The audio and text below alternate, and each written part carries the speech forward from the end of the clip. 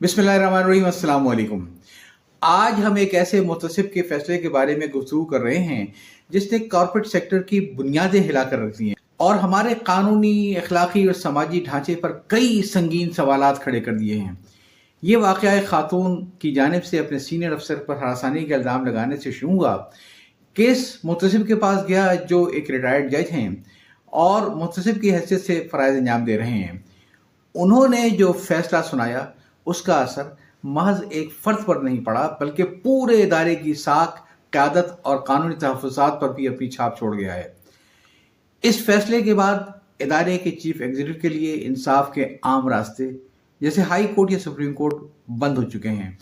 अब वो सिर्फ सदर मुल्क के पास ही अपील कर सकता है। ये फैसला एक ऐसे इदारे के चीफ एग्जीक्यूटिव के खिलाफ आया है जिसमें 2023 में जिसकी बैलेंस शीट के मुताबिक 1 खरब रुपए से ज्यादा के असासे थे और 520 अरब रुपए का सालाना आमदनी थी। यानी एक फैसला, एक इल्जाम, एक कानूनी शिकायत और नतीजा एक पूरे इदारे की साख खतरे में पड़ गई है। इस पैकेज के 3 हिस्से हैं। पहले हिस्से में इस फैसले का जायजा लिया गया है, इसका पस मंजर बयान किया गया है कि किस तरीके से एक खातून का लगाया हुआ हरासानी का इल्जाम मुतसिब के पास पेश हुआ। कार्रवाई कानून के मुताबिक मुकम्मल तौर पर खुफिया रखी गई। कानून के तहत मुलजिम को न वकील के जरिए दिफा की मुकम्मल इजाज़त थी, न गवाहों से जरह करने की सहूलत। फैसला आया और इदारे के सरबराह की पेशावराना साख पर कई सवालिया निशान बन गए। दूसरे हिस्से में मुतल्लिका कानून का तनकीदी जायजा लिया गया है और बताया गया है कि जिस कानून के तहत इतनी सख्त सजा दी गई है उसका मकसद दफातर में ख्वातीन को हरासानी से बचाना था, जो यकीनन एक अहम कदम था। लेकिन वक्त के साथ साथ इस कानून के गलत इस्तेमाल की शिकायत सामने आती रहीं। ऐसे कई वाक़यात भी रिपोर्ट हुए जिनमें ज़ाती रंजिश, हसद या ताल्लुकात में खराबी की बुनियाद पर मर्दों पर झूठे इल्ज़ाम लगाए गए। कईयों को अपना इदारा छोड़ना पड़ा, कुछ को खामोशी इख्तियार करनी पड़ी और कुछ लोग फोर्स्ड लव मैरिज करने पर मजबूर हो गए अपनी खुशगवार अज़वाजी ज़िंदगी को कुर्बान करते हुए। 3 हिस्सों पर मुश्तमिल मेरे इस पैकेज का सबसे अहम हिस्सा इसका तीसरा हिस्सा है। इसमें बहुत सारे आपको अमली मशवरे दिए गए हैं कि जिस पर अमल करके कोई भी शख्स अपने खिलाफ इस कानून के मुमकिना गलत इस्तेमाल को रोक सकता है, इससे महफूज रह सकता है। अच्छा, मैं ये समझता हूँ कि असल मसला कानून की नीयत का नहीं है बल्कि इसके नफाज और इसके अमल दरामद के तरीक़ेकार में है। वकील की अदम दस्तियाबी, गवाहों की गैर मौजूदगी, सबूतों की मुकम्मल जाँच न होना, ये सब कुछ इंसाफ के बुनियादी तकाज़ों के ख़िलाफ़ है। और फिर ये कि इसके ख़िलाफ़ किसी अदालत में अपील ना हो, इस पर भी गौर करने की ज़रूरत है। कानूनी इस्लाहात की सख्त से ज़रूरत है। एक अहम बात है कि मीडिया और समाजी रवैया है, इसको संजीदगी के साथ इस शऊर को उजागर करने की ज़रूरत है कि जिनसी हरासानी एक हसास मसला है, लेकिन कानून के गलत इस्तेमाल पर पूरे इंसाफ के निज़ाम को नुकसान पहुँच सकता है। अज़राए करम 3 हिस्सों पर मुश्तमिल जो पैकेज मैंने तैयार किया है, इसे न सिर्फ ये कि आप खुद सुनिए बल्कि अपने दोस्तों, रिश्तेदारों और दफ्तर के उन साथियों तक ज़रूर पहुँचाइए, क्योंकि ये मसला सिर्फ तनकीद का नहीं बल्कि हल तलाश करने का है। यह चाहता हूँ। अल्लाह हाफ़िज़।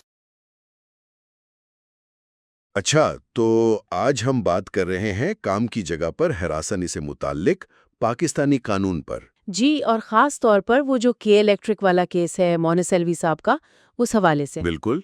और ये मालूमात हमें जो मवाद मिला है इस केस और कानून के बारे में, उसी पर मबनी है। तो कोशिश ये है कि समझा जाए कि असल में हुआ क्या था इस केस में और ये कानून क्या कहता है। और ये केस सुना है पाकिस्तान के कॉर्पोरेट सेक्टर में अपनी नोयत का पहला बड़ा फैसला है। जी हाँ, इसीलिए ये बहुत अहम है। तो चलें ज़रा तफसील में देखते हैं इसको। तो शुरुआत करते हैं इस केस से। महरीन ज़हरा बनाम मोनिस अलवी। सिंध की मोहतसिब ने के इलेक्ट्रिक के सीईओ मोनिस अलवी को हरासानी का मुर्तकिब करार दे दिया। जी, और ओहदे से हटाने का हुक्म भी दिया। अच्छा, शिकायत करंदा महरीन ज़हरा वो 2019 में वहाँ चीफ मार्केटिंग कंसल्टेंट थी। जी अल्जामात क्या थे, कुछ तफसील है? हाँ, इल्ज़ामात काफ़ी संजीदा थे। गैर पेशावराना रवैया, ज़ाती हुदूद को पामाल करना, काम की जगह पर एक आप कहें खौफ और दबाव का माहौल बनाना। और ये भी था शायद कि इदारे ने उन्हें तहफ़्फ़ुज़ नहीं दिया जब उन्होंने अंदरूनी तौर पर शिकायत की। बिल्कुल, ये एक अहम नुक्ता था कि अंदरूनी कमेटी की तहकीकात से वो मुतमईन नहीं थी, तभी वो मामला मुहतसिब तक ले गई। अच्छा, तो मुहतसिब ने क्या फ़ैसला दिया? मुहतसिब ने तफसीली समाअत की और वो इस नतीजे पर पहुंची कि मुनिस अलवी कसूरवार है। تو ان پر 25 لاکھ روپے جرمانہ عائد کیا گیا 25 لاکھ روپے اور فوری برطرفی کا حکم۔ فوری برطرفی بھی؟ یہ تو واقعی کارپوریٹ سطح پر بہت سخت فیصلہ لگتا ہے۔ یقیناً ہے۔ اور دیکھیں اس میں ایک اور بات ہے، اگر یہ جرمانہ 30 دن میں ادا نہ کیا گیا تو قانون کے تحت ان کی جائیداد ضبط ہو سکتی ہے، شناختی کارڈ، پاسپورٹ بلاک ہو سکتے ہیں۔ اوہو، یعنی کافی سنگین نتائج ہیں۔ جی، یہ کارپوریٹ سیکٹر کے لیے ایک بہت بڑا پیغام ہے کہ احتساب ہو سکتا ہے، چاہے عہدہ کتنا ہی بڑا کیوں نہ ہو۔ صحیح۔ لیکن جہاں تک مجھے معلوم ہے، مونس الوی نے اس فیصلے کو غیر منصفانہ کہا ہے اور اپیل کرنے کا ارادہ ظاہر کیا ہے۔ جی بالکل، انہوں نے الزامات کو مسترد کیا ہے اور اپیل کا حق استعمال کرنے کا کہا ہے۔ تو اپیل کا راستہ کیا ہے اس میں؟ دیکھیں، صوبائی محتسب کے فیصلے کے خلاف متعلقہ گورنر کے پاس اپیل کی جا سکتی ہے 30 دن کے اندر۔ اچھا، تو نتیجہ کچھ بھی ہو، یہ فیصلہ خود ایک مثال تو بن گیا ہے۔ بالکل، خاص طور پر پاکستان کے کارپوریٹ ماحول میں یہ ظاہر کرتا ہے کہ قانون موجود ہے اور اس کا اطلاق ہو سکتا ہے۔ یہ خواتین اور بلکہ اب تو ہر ملازم کو ایک آواز دیتا ہے۔ تو یہ جو قانون ہے جس کے تحت یہ سب ہوا، یعنی 2010 والا قانون، اس کے بارے میں تھوڑا بتائیں۔ جی، یہ ہے کام کی جگہ پر ہراسانی کے خلاف تحفظ کا قانون 2010۔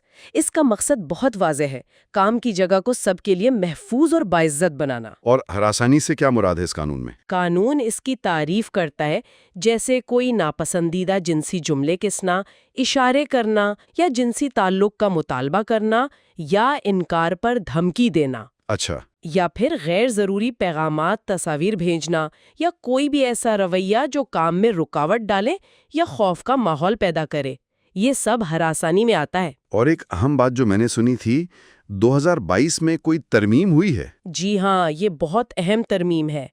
2022 کے بعد اب یہ قانون صرف خواتین تک محدود نہیں رہا۔ تو مطلب یہ مردوں اور خواجہ سرا پر بھی لاگو ہوتا ہے؟ بالکل، ہر شخص پر، مرد، عورت، خواجہ سرا، کوئی بھی ملازم ہو، یہ قانون سب کو تحفظ دیتا ہے۔ زبردست۔ اور اداروں کی کیا ذمہ داری ہے اس قانون کے تحت؟ اداروں پر لازم ہے کہ وہ ایک اندرونی انکوائری کمیٹی بنائیں۔ یہ کمیٹی 3 ارکان پر مشتمل ہوتی ہے، جس میں کم از کم ایک خاتون رکن ہونا ضروری ہے۔ اچھا، اور انہیں ایک واضح پالیسی بنانی ہوگی ہراسانی کے خلاف، اور تمام ملازمین کو اس قانون اور پالیسی کے بارے میں آگاہ کرنا ہوگا۔ یہ بھی لازمی ہے۔ ٹھیک ہے، اگر کسی کو شکایت کرنی ہو تو کیا طریقہ ہے؟ کیا یہ مشکل تو نہیں؟ نہیں، طریقہ کار واضح ہے۔ متاثرہ شخص تحریری طور پر شکایت دے سکتا ہے، یا تو ادارے کی اندرونی کمیٹی کو یا پھر براہ راست محتسب کو، صوبائی یا وفاقی محتسب کو۔ جی، جہاں بھی ادارہ رجسٹرڈ ہو یا کام کر رہا ہو۔ شکایت میں واقعے کی تفصیل، وقت، جگہ، گواہ یا ثبوت، یہ سب دینا ہوتا ہے۔ اور اس کی کوئی ٹائم لمٹ بھی ہے؟ جی، واقعہ ہونے کے 3 ماہ کے اندر شکایت درج کرانی ہوتی ہے۔ ٹھیک ہے۔ اور اپیل کا تو ہم نے ذکر کر لیا کہ اگر فیصلے سے مطمئن نہ ہو۔ جی، وفاقی محتسب کے فیصلے کے خلاف صدر پاکستان کے پاس اور صوبائی کے خلاف گورنر کے پاس 30 دن میں اپیل ہو سکتی ہے۔ ویب سائٹس بھی ہیں fsph.gov.pk اور سندھ والی ombudsmansindh.gov.pk، وہاں سے مزید معلومات مل سکتی ہیں۔ تو خلاصہ یہ ہے کہ کے الیکٹرک کیس نے اس قانون کی اہمیت کو بہت زیادہ اجاگر کیا ہے۔ یقیناً اس نے دکھایا ہے کہ قانون صرف کتابوں میں نہیں، اس کا اطلاق بھی ہو رہا ہے، اور یہ صرف انصاف کی بات نہیں، یہ معاشرتی بہتری کی طرف ایک قدم ہے۔ یعنی لوگوں کو حوصلہ ملتا ہے کہ وہ آواز اٹھا سکتے ہیں۔ بالکل، اور یہ سوال بھی اہم ہے کہ کام کی جگہوں کو واقعی محفوظ بنانے کے لیے اور کیا کیا کیا جا سکتا ہے۔ اور شاید اسی نقطے پر ہم آج کی گفتگو ختم کرتے ہیں، اس سوال کے ساتھ کہ قانونی تقاضوں سے ہٹ کر ہم سب بطور فرد اور بطور ادارہ کیسے ایک حقیقی معنوں میں باعزت اور محفوظ کام کا ماحول بنا سکتے ہیں۔ دفتر کا ماحول یہ اکثر بڑا دلچسپ ہوتا ہے نا، مطلب کام بھی چل رہا ہے، دوستیاں بھی بن رہی ہیں۔ جی بالکل۔ لیکن کبھی کبھی انجانے میں کچھ غلط فہمیاں ہو جاتی ہیں جو بہت بہت سنجیدہ مسئلے کھڑے کر سکتی ہیں۔ صحیح کہا آپ نے۔ تو آج ہم ہراسانی الزامات سے بچاؤ، پیشہ ورانہ رہنما اصول کے حوالے سے کچھ اہم نکات پر بات کر رہے ہیں۔ جی، خاص طور پہ یہ کہ آج کل مرد ساتھیوں کو کیوں زیادہ محتاط رہنا چاہیے تاکہ وہ کسی غلط الزام سے اپنی زندگی کو محفوظ رکھ سکیں۔ یہ واقعی ایک اہم موضوع ہے۔ مقصد بس یہ سمجھنا ہے کہ اس پروفیشنل ماحول میں خود کو کیسے محفوظ رکھا جائے۔ بالکل. تو اچھا، یہاں سے شروع کرتے ہیں. یہ جو دفتر کی عام دوستانہ فضا ہے، یہ کب اور کیسے پیچیدہ ہو جاتی ہے؟ دیکھیں، یہ ایک بہت اہم سوال ہے. آج کل اتنی احتیاط کیوں ضروری ہو گئی ہے؟ ذرائع کیا کہتے ہیں اس بارے میں؟ ذرائع یہی بتاتے ہیں کہ پیشہ ورانہ دنیا میں خاص طور پر جہاں کیا کہتے ہیں صنفی فرق یا طاقت کا تھوڑا عدم توازن ہو، وہاں ارادے سے زیادہ تاثر اہم ہو جاتا ہے. اچھا، تاثر. جی، مطلب بظاہر ایک بے ضرر سی بات یا کوئی عمل بھی وہ غلط رنگ لے سکتا ہے اگر اس کی تشریح مختلف انداز میں کی جائے. اسی لیے آج کل زیادہ احتیاط پر اتنا زور ہے. یہ صرف الزام سے بچنا نہیں ہے، بلکہ ایک واضح اور آپ کہہ لیں شفاف پیشہ ورانہ ماحول برقرار رکھنے کی کوشش ہے. یہ بات سمجھ میں آتی ہے. جی. تو بنیادی اصولوں میں سب سے پہلی بات جو سامنے آتی ہے وہ ہے پیشہ ورانہ فاصلہ. جی بالکل. ذرائع کہتے ہیں کہ ذاتی گفتگو سے بچیں، اور خاص طور پر بند جگہوں پر یا دفتر سے باہر کسی خاتون ساتھی سے اکیلے ملنے سے گریز کریں. یہ تو بڑی سیدھی سادی باتیں لگتی ہیں، لیکن ان پر اتنا زور کیوں ہے؟ کیا منطق ہے اس کے پیچھے؟ دیکھیں، اس کے پیچھے گہری منطق ہے. ذرائع واضح کرتے ہیں کہ پیشہ ورانہ فاصلہ رکھنے کا مطلب یہ نہیں کہ آپ بد اخلاق ہو جائیں. اچھا. بلکہ حدود کا تعین کرنا ہے.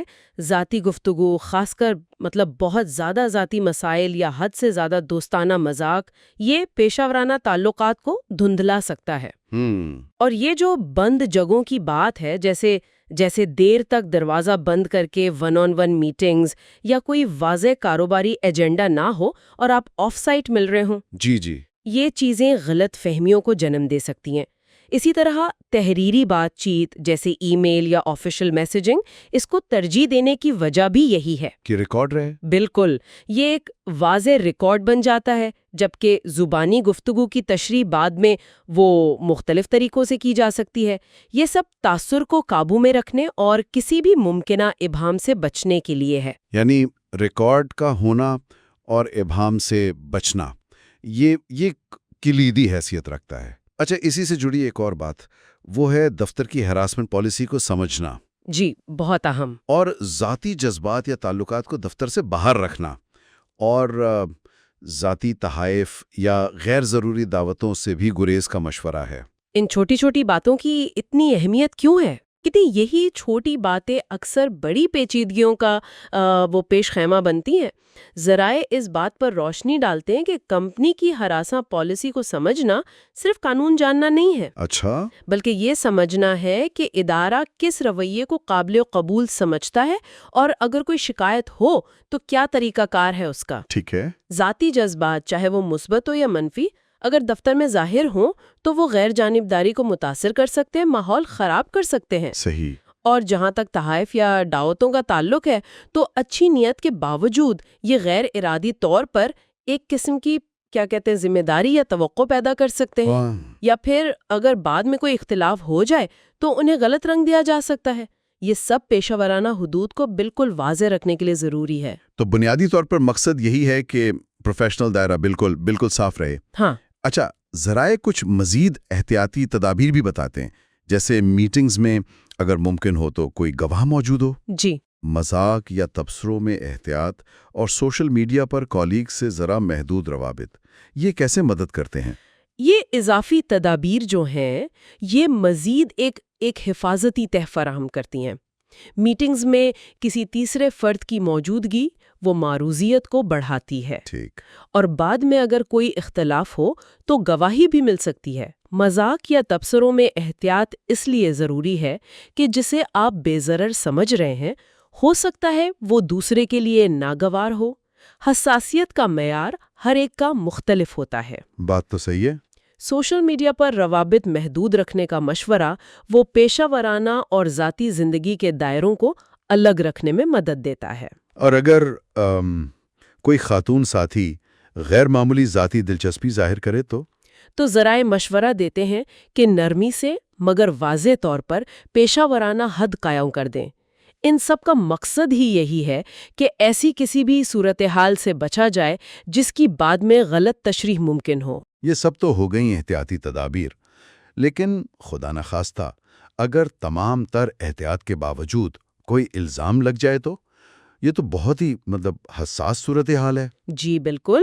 اس مرحلے پر ذرائع کیا مشورہ دیتے ہیں، خاص طور پر فوری رد عمل کے حوالے سے؟ یہ واقعی ایک نازک صورتحال ہے اور یہاں ذرائع بہت واضح ہیں۔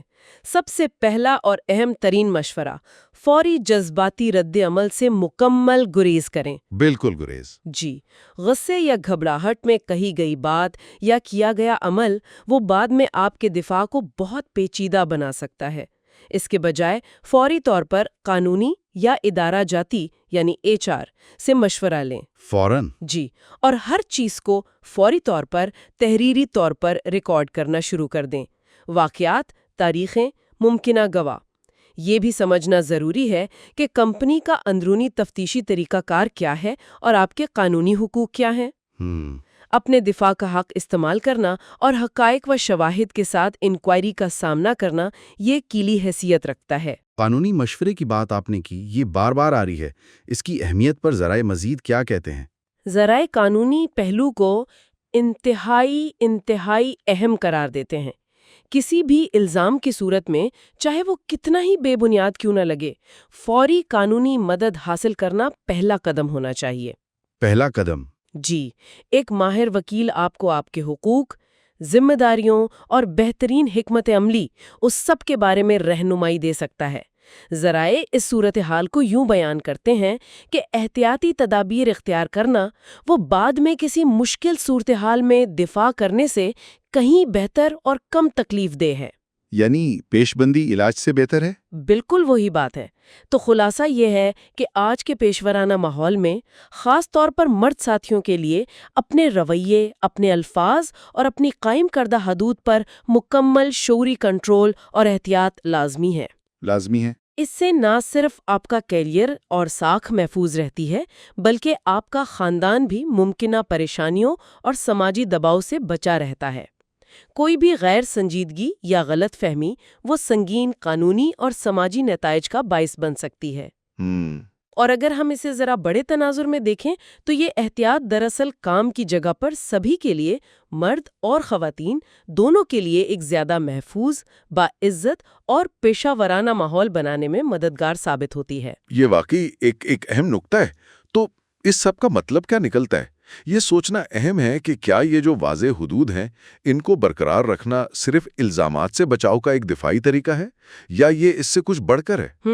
کیا یہ اصول مجموعی طور پر ایک زیادہ صحت مند، زیادہ باوقار اور شاید زیادہ پیداواری کام کی جگہ بنانے میں بھی کلیدی کردار ادا کر سکتے ہیں؟ یہ ایک سوال ہے جس پر غور کرنا چاہیے۔